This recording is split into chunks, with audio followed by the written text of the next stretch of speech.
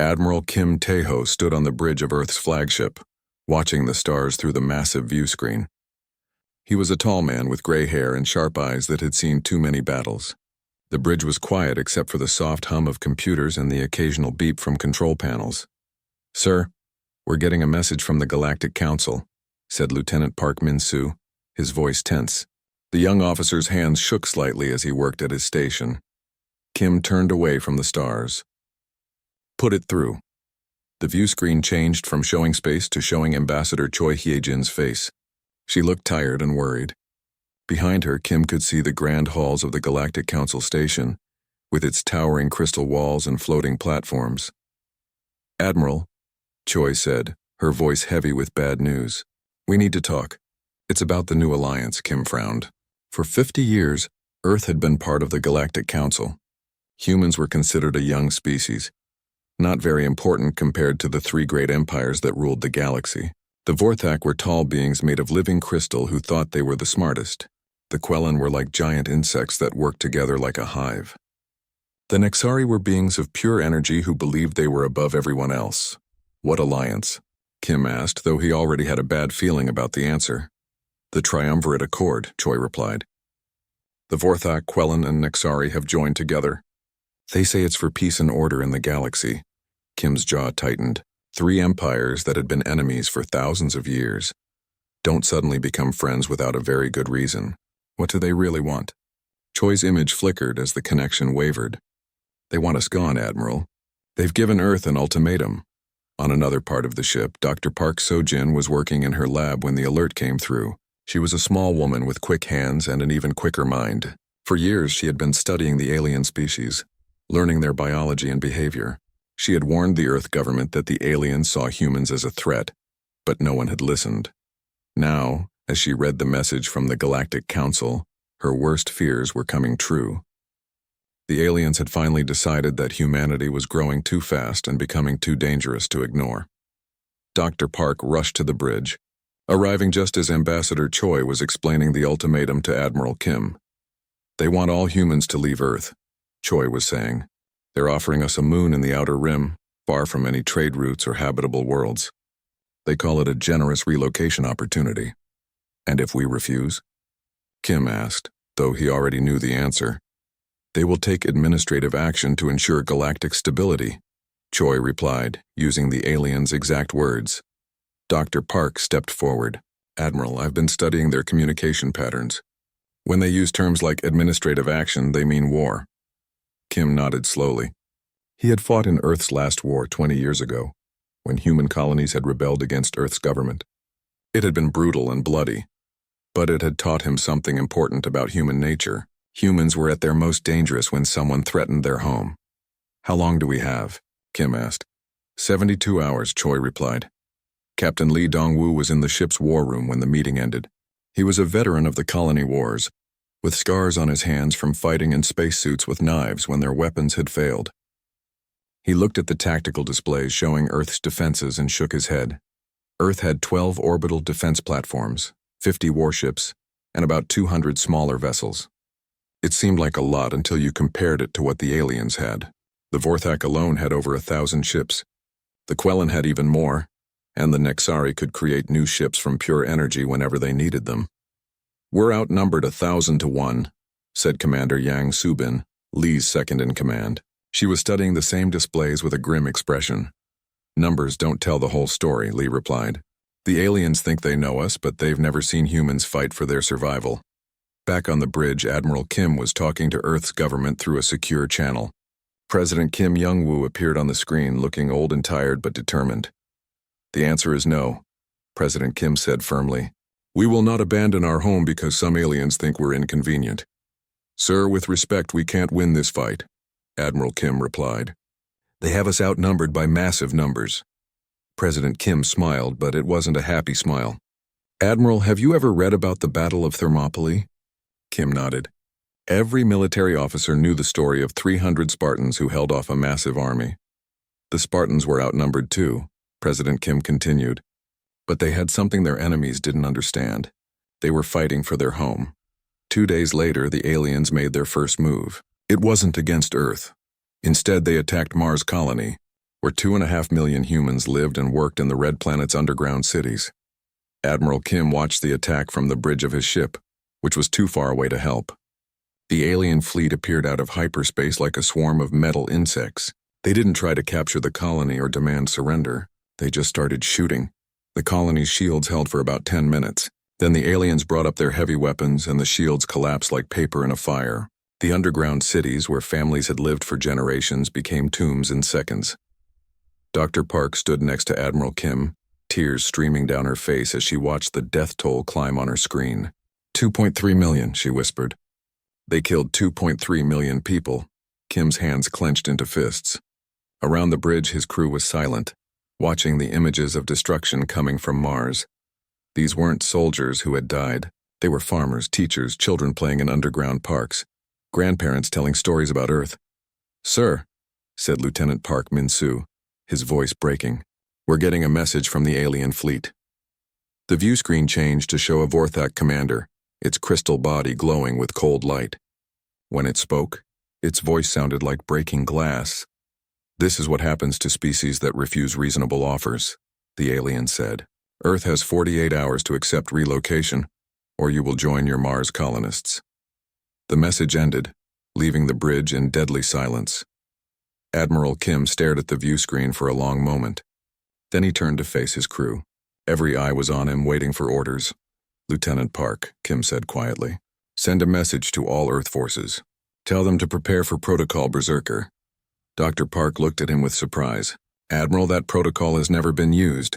It's theoretical." Kim's smile was cold as winter. "The aliens just made it very real, Doctor. They wanted to see what humans do when you threaten our children." He turned back to the view screen where Mars still burned in the distance. Now they're going to find out. The alien empires had made a terrible mistake. They thought humans were weak because they were emotional. They thought humans would break when faced with superior numbers. They had no idea that emotions could make humans strong, and that breaking humans only made them more dangerous. The war for humanity's survival was about to begin, and the galaxy would never be the same. Admiral Shin Woo-jin floated in the darkness between stars, watching the Quellan breeding world through his ship's sensors. His vessel, the Shadow Strike, was invisible to all known detection methods.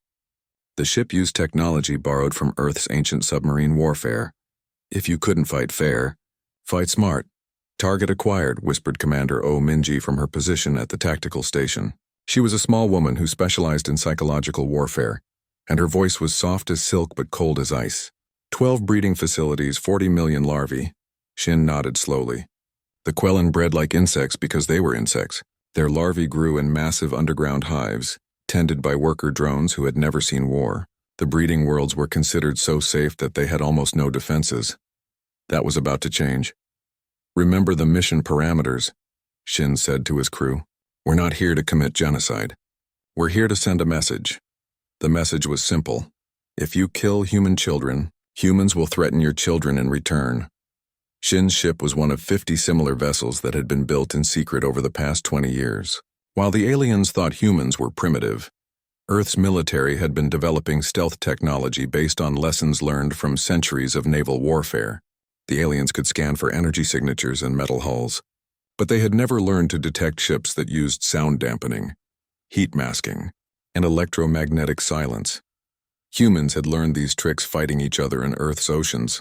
Now they were using them in space. "Launch the drones," Shin ordered. Hundreds of small machines launched from the Shadow Strike, each one no bigger than a human fist. They moved through space like a school of fish, using micro-thrusters that produced almost no heat signature. The Quellan sensors couldn't detect them because they were designed to look for large threats, not tiny ones. It was a mistake based on the aliens' fundamental misunderstanding of human warfare. Humans had learned long ago that sometimes the smallest weapon could cause the greatest damage. Meanwhile, on Earth, Major Park Kyung-soo sat in a room filled with computer screens and blinking lights. He was thin and pale from spending years underground, working on projects that officially didn't exist. Major Park was a cyber warfare specialist, and he was about to show the aliens why humans were the most dangerous species on the internet. "All systems ready," reported Sergeant Kim Bo-ra, a young woman whose fingers moved across keyboards like a pianist playing a concert. "We've mapped their entire communication network." Major Park smiled. The alien empires had made their networks incredibly complex and secure, with multiple layers of protection and quantum encryption that should have been impossible to break. But they had made one critical error. They had assumed that other species thought like they did. The Vorthak built their networks like crystals, with rigid structures and logical pathways. The Quellan designed their systems like hives, with every node connected to every other node. The Nexari created networks from pure energy that shifted and flowed like liquid light. All of these designs had one weakness. They were predictable. Humans, on the other hand, had spent centuries fighting each other on computer networks. They had learned to think like viruses, spreading through systems by finding the tiny flaws that logical minds missed. Human hackers didn't follow rules. They broke them. "Begin the infiltration," Major Park ordered. Across the galaxy, the alien communication networks began to fail. But they didn't fail, obviously. Instead, they began to carry messages that no one had sent. Videos of human children playing appeared on Vorthak military channels. Sounds of human laughter echoed through Quellan hive communications. Images of human families disrupted Nexari energy transmissions. The aliens tried to stop the intrusion, but every time they blocked one pathway, 10 more opened up. The human viruses didn't attack the networks. They infected them, turning the aliens' own systems into weapons against their peace of mind. Dr. Lim Jun-ho worked in his laboratory, deep beneath the Antarctic ice. He was a small man with gentle hands who had once wanted to be a doctor, helping people live longer lives. Now he was creating weapons designed to make alien lives much shorter. "The viral agents are ready for deployment," Dr. Lim announced to his team. "Each one is specifically designed for the target species biology." His assistant, Dr. Choi Min-jung, looked uncomfortable. "Doctor, these weapons could wipe out entire species. Are we sure this is the right path?" Dr. Lim looked at her with sad eyes. "Min-jung, they killed children. Not soldiers, not military targets. Children playing in parks. If we don't stop them completely, they'll do it again." The biological weapons Dr. Lim had created were based on decades of studying alien DNA samples. While the aliens thought humans were too primitive to understand advanced genetics, human scientists had been quietly mapping every alien genome they could find. The weapons weren't designed to kill immediately. They were designed to change the aliens' brain chemistry, making them experience human emotions. The Vorthak would feel guilt for the first time in their species' history. The Quellan would experience individual fear instead of collective courage. The Nexari would understand physical pain and emotional suffering. It was psychological warfare on a biological level, and it was uniquely human in its cruelty and creativity. Captain Bae Sung Min piloted his reconnaissance ship through the asteroid belt surrounding the Nexari home system. His mission was to gather intelligence on the aliens' final defensive positions. But what he found was something much more disturbing. "Command, this is Recon 7, Bae transmitted back to Earth. The aliens are preparing something big. I'm seeing massive energy buildups around the local star." The response came from Admiral Kim himself. "Can you determine their target?" Bae studied his sensor readings and his blood went cold. "Sir, they're building a stellar disruptor. If they complete it, they can make our sun go nova. They're planning to destroy Earth completely." There was silence on the communication channel for several long seconds. Then Admiral Kim's voice came back, calm and deadly. "Captain, you are to observe and report only. Do not engage. We need to know exactly what they're building before we stop them." "Understood, sir," Bae replied. But he was already thinking about the millions of people on Earth who had no idea that their sun might explode. Back on the Quellan breeding world, Admiral Shin's drones had completed their mission. They hadn't attacked the larvae or destroyed the breeding facilities. Instead, they had done something much more psychologically damaging. They had made recordings. The drones had filmed everything, showing the aliens' most precious and vulnerable young in perfect detail. Then they had transmitted these recordings to every human ship in the galaxy, along with a simple message. "We know where your children are. We can reach them anytime we want, but unlike you, we won't hurt them unless you force us to. This is your only warning." The psychological impact on the Quellan was immediate and devastating. Their entire culture was based on protecting the hive, especially the young. The idea that an enemy could reach their breeding world so easily shattered their sense of security. Queen Nixara of the Third Hive, transmitted an emergency message to the other alien commanders. The humans have violated our sacred nurseries. They have seen our young and know our breeding cycles. This is not warfare. This is psychological torture. But the humans weren't done with their demonstration. Commander Oh-Min-ji activated the second phase of her psychological operation. Every alien communication channel suddenly received a broadcast of human military history. Not the sanitized version that appeared in diplomatic exchanges, but the real history of human warfare. The aliens watched in growing horror as humans showed them what their species was truly capable of. The siege of Stalingrad, where humans fought for months over every building. The bombing of Hiroshima, where humans split atoms to destroy cities. The trenches of World War I, where humans fought for years over strips of land smaller than a city block. But the most terrifying part wasn't the scale of human warfare. It was the creativity. Humans didn't just fight to win. They fought to break their enemy's will to fight. They used poison gas, biological weapons, psychological torture, and total war tactics that left nothing standing. The aliens realized they weren't fighting a primitive species that happened to have good weapons. They were fighting a species that had spent its entire evolutionary history perfecting the art of war. The Vorthak Council of Crystals met in emergency session, their crystalline bodies pulsing with fear. The humans have shown us their true nature, declared Elder Zixmoth. They are not builders or explorers. They are warriors who have been pretending to be peaceful. High Commander Vextar of the Quellan spoke to his military leaders. Every assumption we made about human psychology was wrong. They don't become weak when you threaten them. They become more dangerous. They don't break under pressure. They adapt to it. The Nexari Collective shared thoughts and emotions across their energy network. We have awakened something that should have remained sleeping. The humans were dangerous when they were scattered across one world. Now they are organized and angry, and they know our weaknesses. But the worst realization was yet to come. Captain Bay's continued surveillance of the alien stellar disruptor revealed something that made him sick to his stomach. 6 months after the surrender, Ambassador Lee In-young walked through the corridors of the rebuilt Galactic Council station.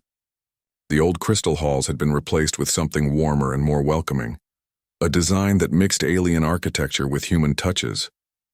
Plants from Earth grew alongside crystal formations from the Vorthak worlds, creating a garden that no one had imagined possible before the war. Lee was a tall woman with kind eyes who had spent years studying diplomacy and alien cultures. Before the war, she had been considered a minor official, someone the aliens barely noticed. Now she was the architect of the new galactic order, and every species in the galaxy listened when she spoke. Ambassador, called Dr. Park So-jin as she approached through the garden paths. The xenobiologist looked much happier than she had during the war, though her eyes still held the sadness of someone who had seen too much death. The new arrivals are ready to meet with you, Lee nodded. Today they would welcome the Kythera, a species of peaceful traders who had hidden in the outer rim during the war. Like many species, they had heard the stories of humanity's brutal retaliation and were terrified of making contact. It had taken months of careful diplomacy to convince them that humans were not the monsters the war stories made them seem. In the main council chamber, President Kim Young-woo sat at the head of a circular table that replaced the old hierarchical arrangement. The new design meant that every species sat as equals, with no one above or below anyone else. It was a human idea that had shocked the alien empires, who were used to rigid power structures. The Kythera delegation has arrived, announced Admiral Park Ji-hai, who now served as the Galactic Security Commander. Park was a stern woman who had earned her position through brilliant tactical thinking during the war.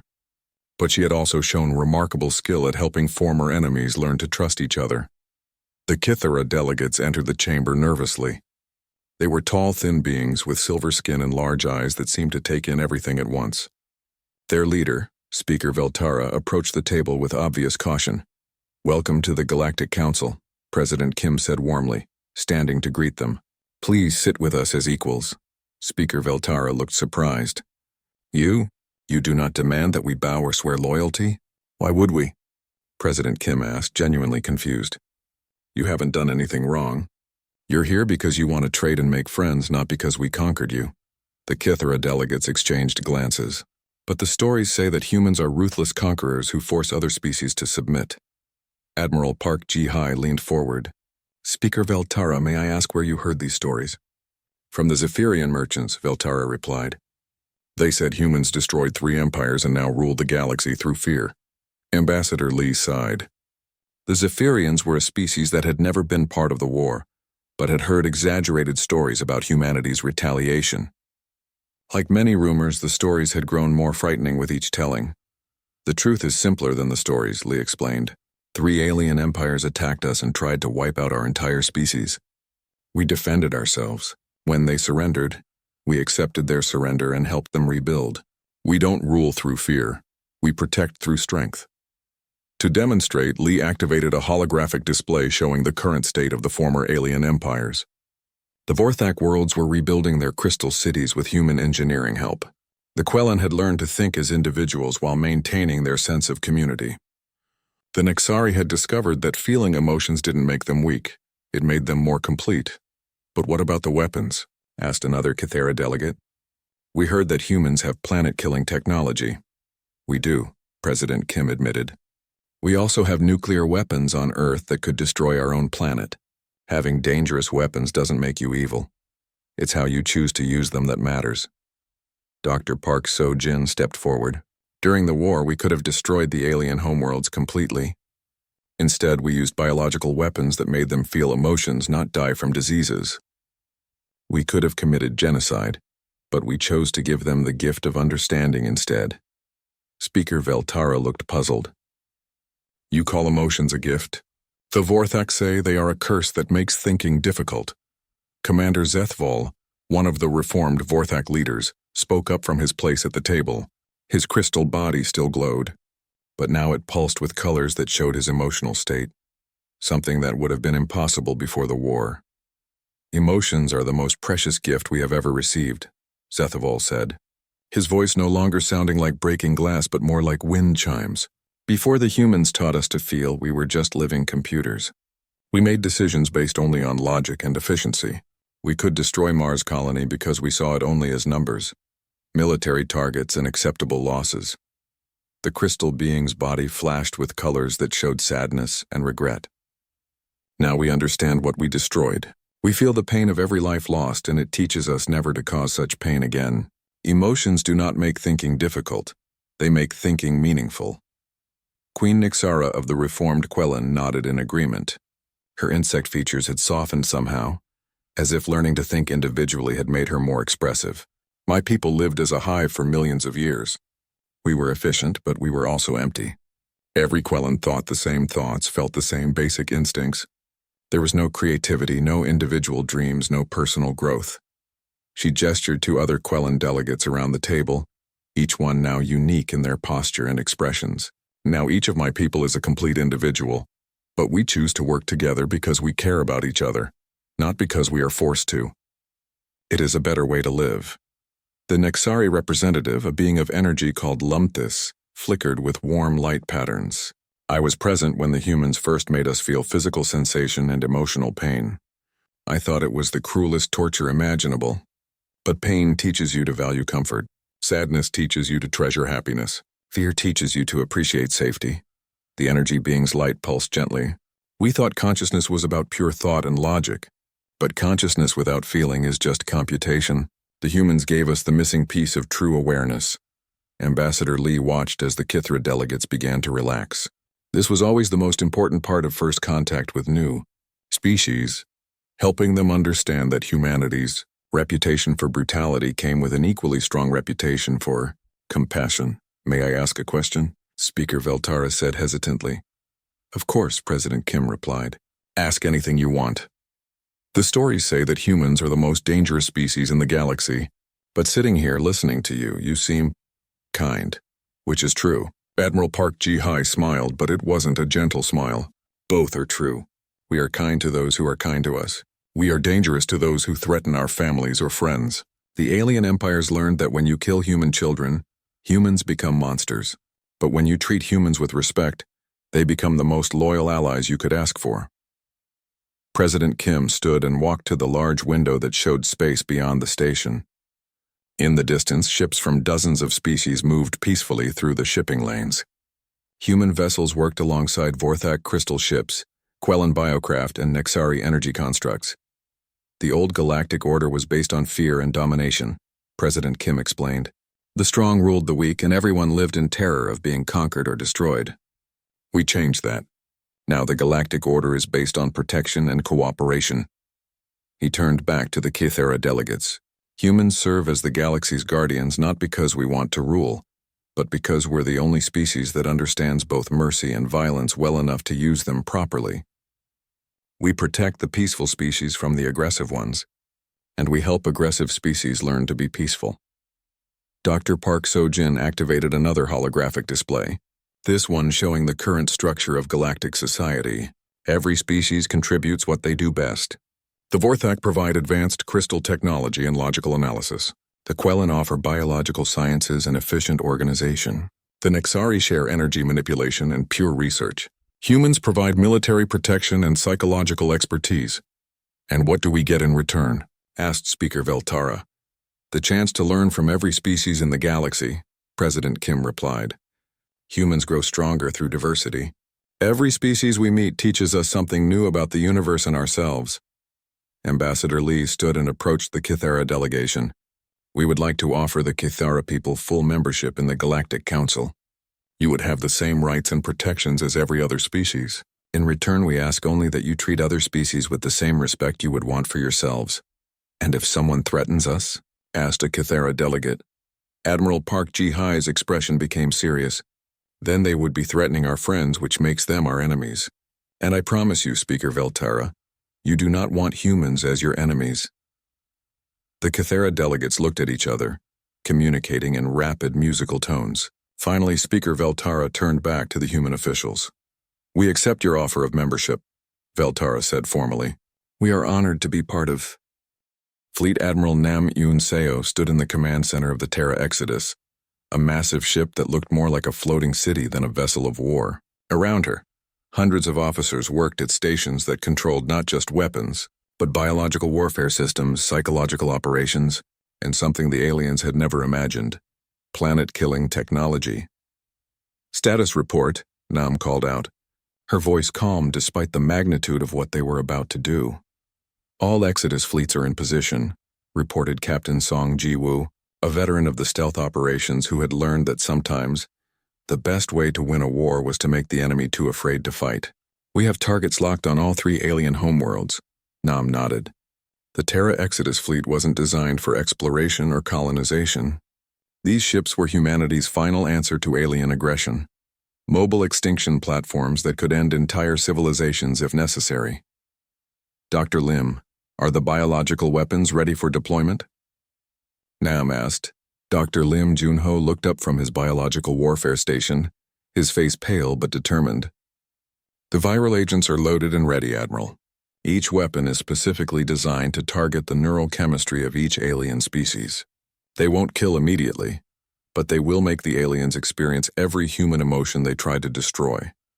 The biological weapons were humanity's cruelest creation. They would force the crystal-minded Vorthak to feel guilt and fear. They would make the hive-minded Quellan experience individual terror and loneliness. They would give the energy-based Nexari physical pain and emotional suffering for the first time in their species' history. It was psychological torture on a genetic level, and it was uniquely human in its calculated cruelty. Meanwhile, on the bridge of the stealth ship Deep Strike, Captain Bae Sungmin continued his surveillance of the alien stellar disruptor. What he saw made his hands shake with rage. The massive weapon was nearly complete.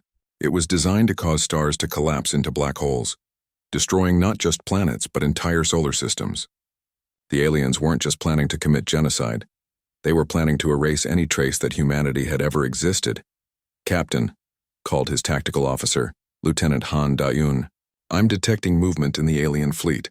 It looks like they're preparing to activate the weapon. Bae's jaw clenched. How long until the weapon is ready? Based on the energy reading, 6 hours, sir. Bae opened a channel to Earth. Command, this is Deep Strike. The aliens are about to activate their Starkiller weapon. If they succeed, every human settlement in the galaxy will be destroyed. The response came from Admiral Kim himself. Captain Bae, You are authorized to prevent the weapon's activation by any means necessary. Sir, I have one ship against their entire fleet. How am I supposed to stop them? Admiral Kim's voice was cold as space. Captain, you're not thinking like a human. You're thinking like an alien. Aliens fight with massive fleets and overwhelming force. Humans fight with intelligence and creativity. Use your head. Bay looked at his tactical display, studying the alien formation.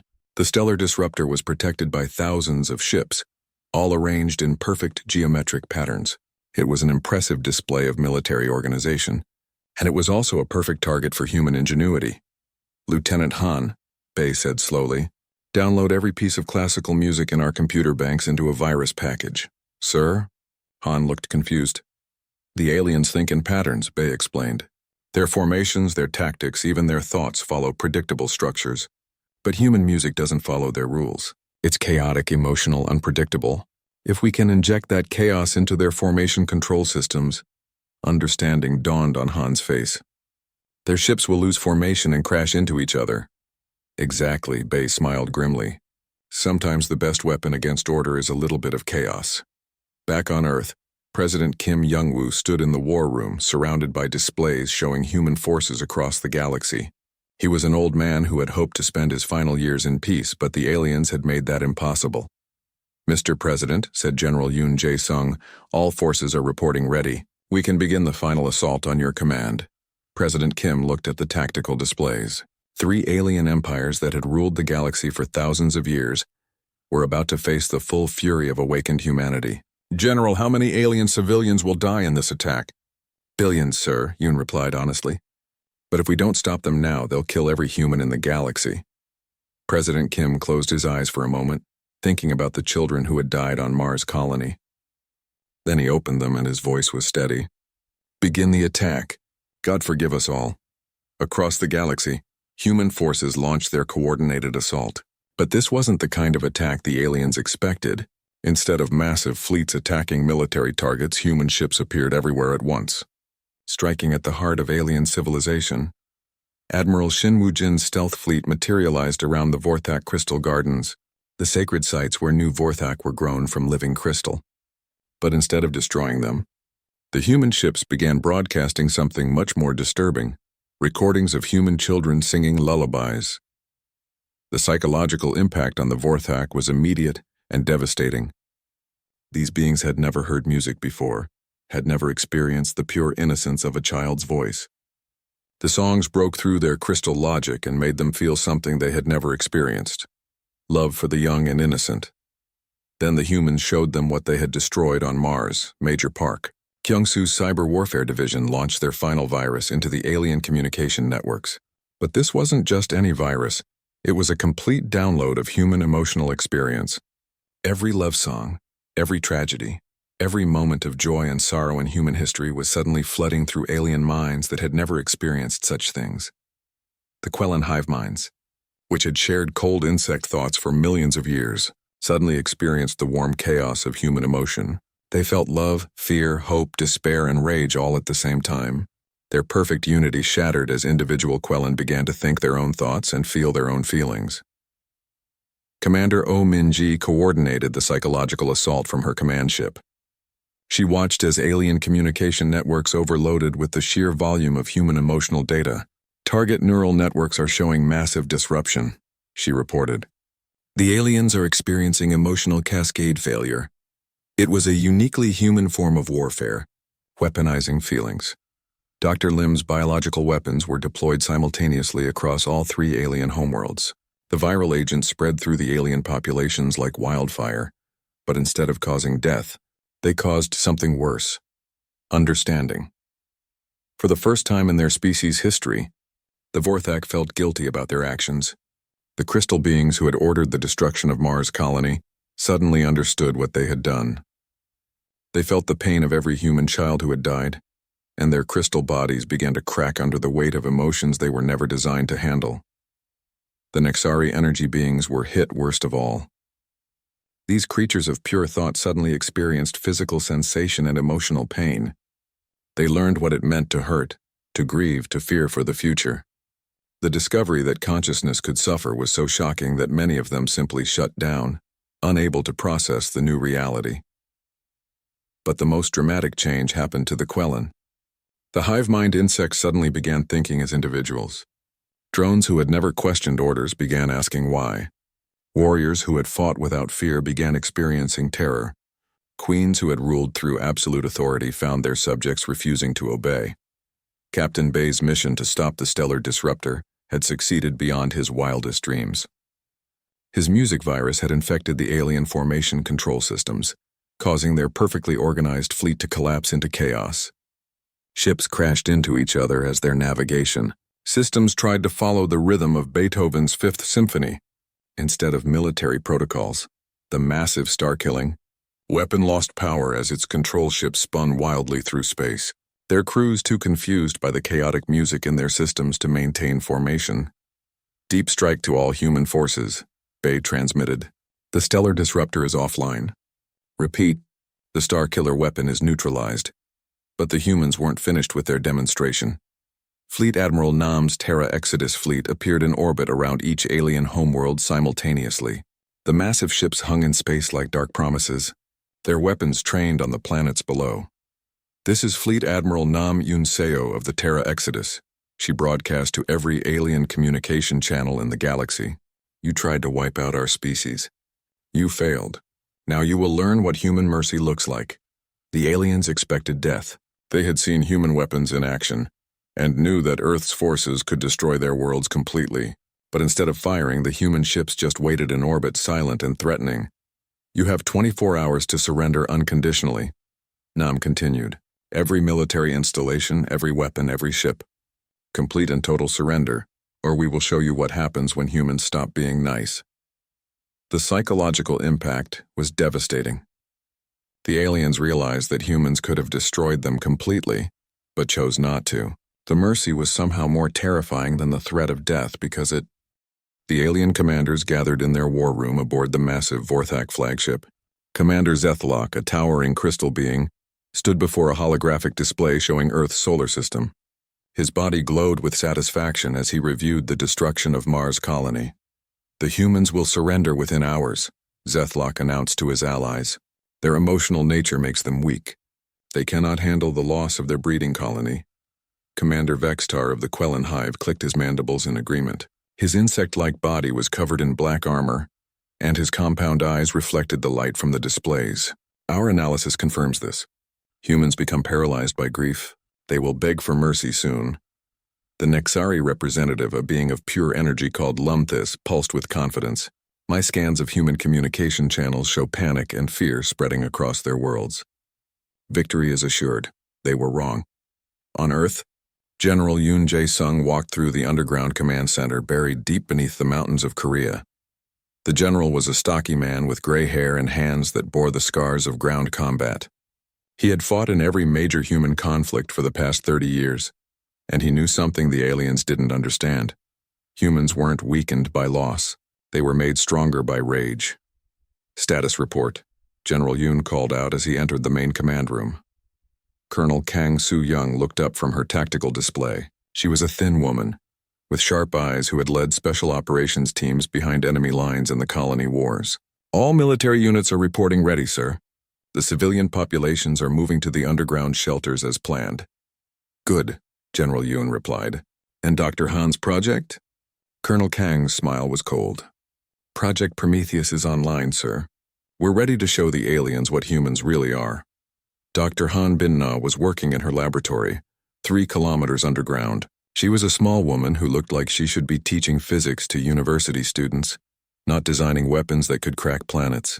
But looks could be deceiving, especially with humans. For 20 years, Dr. Han had been working on Project Prometheus. The project was based on a simple idea. Humans had been fighting wars for thousands of years, and they had gotten very good at it. While other species had been peaceful for centuries, humans had never stopped learning how to kill efficiently. "Final test complete," Dr. Han announced to her team. "The quantum disruptors are ready for deployment." Her assistant, Dr. Lim Jong-min, looked nervous. "Doctor, are you sure about this?